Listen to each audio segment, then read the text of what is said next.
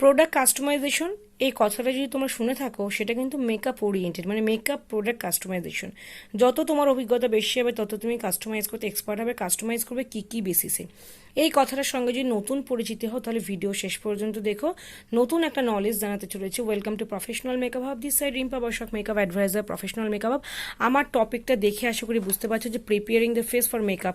আমরা একটা ফেসকে কিভাবে প্রিপেয়ার করবো, প্রিপেয়ার মিনস কিন্তু স্কিন প্রিপারেশন নয়, কি কি একটা ফেসের কোন কোন টপিক দেখে আমরা মেকআপ প্রোডাক্ট সিলেক্ট করবো, এটা যদি তোমরা করে ফেলতে পারো তার মানে তুমি প্রফেশনাল থেকে প্রো লেভেলে হয়ে গেছো। এবং তার জন্য হতে হবে তোমার কাছে প্রচুর প্রোডাক্ট কালেকশন, সেটা তো একেবারে হয় না, স্টেপ বাই স্টেপ হতে হয়। তবু এটা বিগিনার্স টু প্রফেশনাল সবার জন্য। কি কি দেখে তোমরা প্রোডাক্ট চুজ করবে, যখন একটা ক্লায়েন্টের কাছে বুকিং পাবে তাকে কিন্তু স্টাডি করতে হবে, এবং যত ভালো করে স্টাডি করতে পারবে তত তুমি প্র্যাকটিক্যালি কাজ, মানে তার স্পেশাল দিনে তার মেকওভারটা ভালো করে করতে পারবে। ফার্স্ট হচ্ছে স্কিন টাইপটা অবশ্যই বুঝে নেবে যে কম্বিনেশন অয়েলি না ড্রাই, সেইভাবে তোমরা স্কিন প্রিপারেশনের প্রোডাক্ট কালেক্ট করবে। তারপরে আসি স্কিন টোন, সে ফেয়ার টোন, মিডিয়াম টোন না ডাস্কি টোন। বেসিক এই তিনটে টোনের উপর তোমরা কিন্তু সিলেক্ট করবে ফাউন্ডেশন বেস এইগুলো। স্কিন আন্ডারটোন এটা ভীষণ ইম্পর্টেন্ট, এটা অনেকেই হয়তো বুঝতে পারো না ঠিকঠাক করে, একটু স্টাডি করে নিও। আমি চেষ্টা করবো আমার একটা কন্টেন্ট তোমাদের জন্য তৈরি করার। স্কিন আন্ডারটোন, ওয়ার্ম আন্ডারটোন না কুল আন্ডারটোন, এটা কিন্তু খুব ইম্পর্টেন্ট। এই আন্ডারটোনের উপর ডিপেন্ড করে কিন্তু কারেক্টিং বা ফাউন্ডেশনগুলো অ্যাপ্লাই করতে হয়। নেক্সট হচ্ছে present condition of skin. Client যতই বলুক না কেন তার ড্রাই স্কিন, তার অয়েলি স্কিন, বর্তমানে মানে তুমি যখন কাজ করতে যাচ্ছ তার স্কিনটা অ্যাকচুয়ালি কেমন রিয়াক্ট, নাকি তার সেন্সিটিভিটি রয়েছে স্কিনে, সেটাও তোমরা কিন্তু ভালো করে দেখে নেবে। প্রেজেন্ট কন্ডিশন মিন তুমি যখন কাজ করছো তার সেই প্রেজেন্ট টাইমে স্কিনের কন্ডিশন কীরকম সেটা স্টাডি করা একান্তই দরকার, কারণ সেই বুঝে তোমরা স্কিন প্রিপারেশনের প্রোডাক্ট কালেক্ট করবে এবং সেই বুঝে বিশেষ সাবধানতা অবলম্বন করেই কাজ করবে যদি কোনো স্কিনের সেন্সিটিভিটি বা প্রবলেম থাকে। নেক্সট হচ্ছে প্রোডাক্টস কাস্টমাইজেশন, এটা তোমাকে নিজেদের করতে হবে।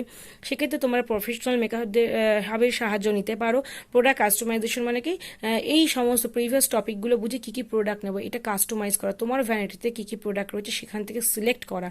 নেক্সট চুজ ফাউন্ডেশন ফর্মুলা, অবশ্যই liquid foundation, cream foundation, stick foundation, 3 রকম ফাউন্ডেশন হয়। এবার তুমি কোন ফর্মুলা দিয়ে কাজ করবে, মানে কোন ধরনের ফাউন্ডেশন দিয়ে কাজ করবে তোমার হাতের বা তোমাদের কাজের উপর ডিপেন্ড করছে। নেক্সট হচ্ছে ফাউন্ডেশন কভারেজ, অবশ্যই তোমরা ব্রাইডাল বা প্রফেশনালকে যে মিডিয়াম টু বিল্ডেবল বা ফুল কভারেজ ফাউন্ডেশন ব্যবহার করবে তাতে ভালো হয়। প্রবলেমেটিক স্কিন হলে তো অবশ্যই ফুল কভারেজ ফাউন্ডেশন ব্যবহার করবে।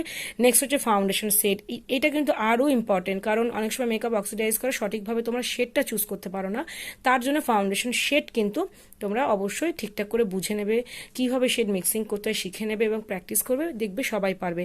তারপর হচ্ছে সিলেক্ট আন্ডার আই কনসিলার, অবশ্যই কারুর ডার্ক প্যাচ থাকে, কারুর ডার্ক সার্কেল থাকে, কারুর পিগমেন্টেশন থাকে, সেইভাবে কিন্তু আন্ডার আইগুলো কনসিলিং করতে হয়, সেটা কিন্তু তোমরা খুব ভালো করে বুঝে করবে। আর select perfect shades of powder, এটাও কিন্তু ইম্পর্টেন্ট। ইগনোর মাই পেজেস, এখানে দেখতে পাচ্ছ হাজিবাজি হয়ে গেছে অনেক লেখালেখি হয় তো পাউডারের শেডটাও কিন্তু খুব ইম্পর্টেন্ট, কারণ হোয়াইট পাউডার বা no colour powder, TL powder, banana powder কোনটা কখন ব্যবহার করবে সেটা কিন্তু খুব কেয়ারফুলি ব্যবহার করবে। তো এতগুলো টপিকের ওপর, মানে এতগুলো টপিক তোমাদের মাথায় থাকতে হবে, বিষয়গুলো ডিটেলস মাথায় থাকতে হবে। যত তুমি এই টপিকগুলো ভেবে চিনতে কাজ করবে তোমাদের কাজের পারফেকশন আরও ভালো হবে।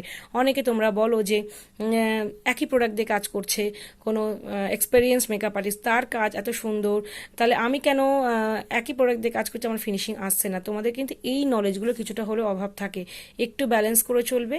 হাতের ব্যালেন্স, ব্রেনের ব্যালেন্স অ্যান্ড মাইন্ডের ব্যালেন্স, এই তিনটে কোঅর্ডিনেট করে চলো, দেখবে ডেফিনেটলি কাজ ভালো হবে। এরকম বিভিন্ন ভিডিও পেতে আমাদের পেজটাকে অবশ্যই ফলো করো।